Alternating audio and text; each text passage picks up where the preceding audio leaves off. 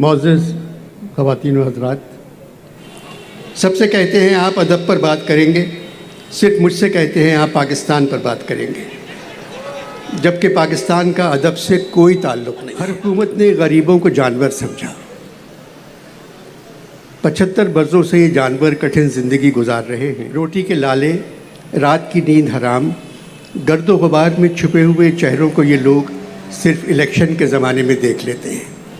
परेशान हाल लोगों को ये लोग बैलों, गायों, बधियों, बछड़ों का एक गोल समझते हैं और बड़ी बड़ी स्याह शीशों वाली गाड़ियों में बैठे ख़ुद को खुदा समझते हुए, क्योंकि वो सब कुछ देख रहे हैं, उनको कोई नहीं देख सकता, सायरन बजाते हुए गोल को इधर उधर भगा देते हैं और उनके लिए बिरयानी के पैकेट फेंकते जाते हैं।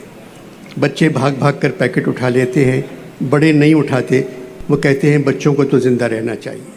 75 बरसों से हम इस तरह के मंज़र देख रहे हैं। गरीब तो अब कहते हैं कोई ताकत ही नहीं आपकी ताकत के सिवा, कुछ बचा ही नहीं मेरे लिए जन्नत के सिवा। गरीबों के लिए खाने पीने बावर्ची खाने को चलाने के सिलसिले में हमारे वज़ीर आज़म 6-7 मुल्कों के सरबराहों के सामने हाथ फैला चुके हैं। गरीब कहते हैं हमें बदनाम ना करें, अपने लिए मांगें।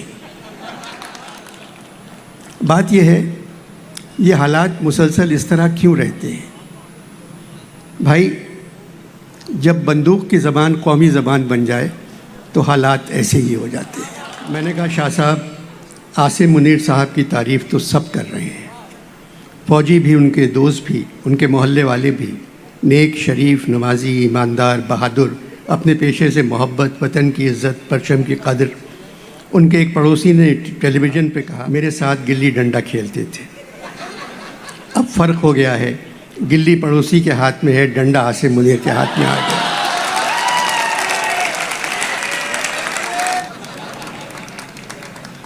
पाकिस्तान की 60% आबादी गरीब है और 40% आबादी फ़ौज है।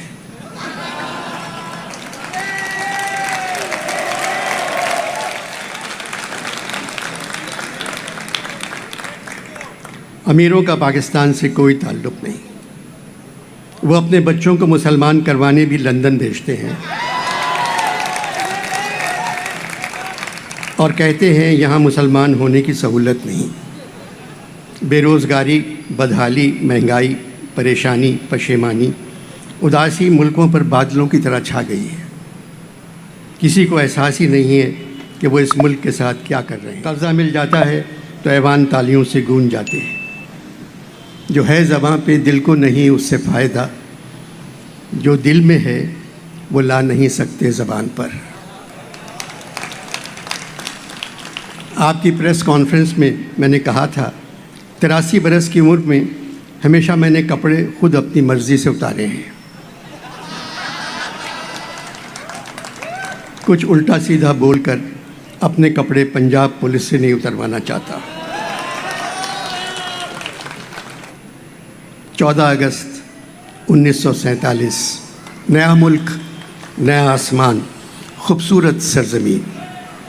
24 साल बाद आधी ज़मीन बंगालियों ने वापस ले ली। आधी ज़मीन जो बची थी वहाँ लोगों ने ख़रीद ली या बेच दी।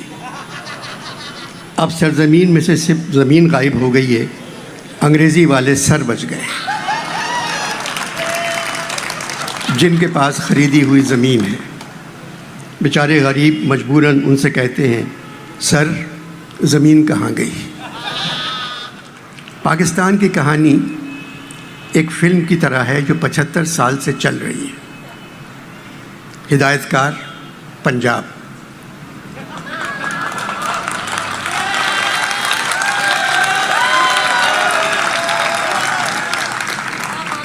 हिदायतकार पंजाब शूटिंग बलूचिस्तान में हुई है।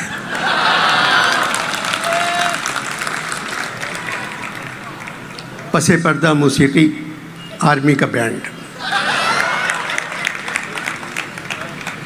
फिल्म का इंटरवल 1971 में होता है जब मशरक़ी पाकिस्तान बांग्लादेश बन गया।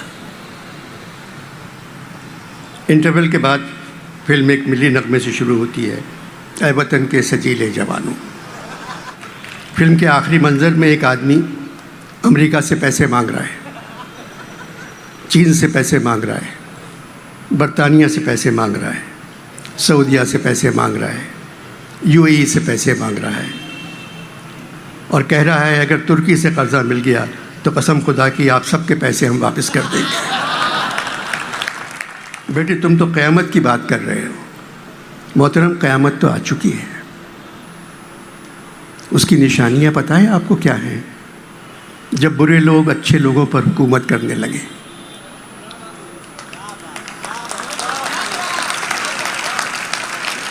जब झूठ सच को मार दे, जब अदालतें किसी और इदारे से फैसला आने का इंतज़ार करने लगे,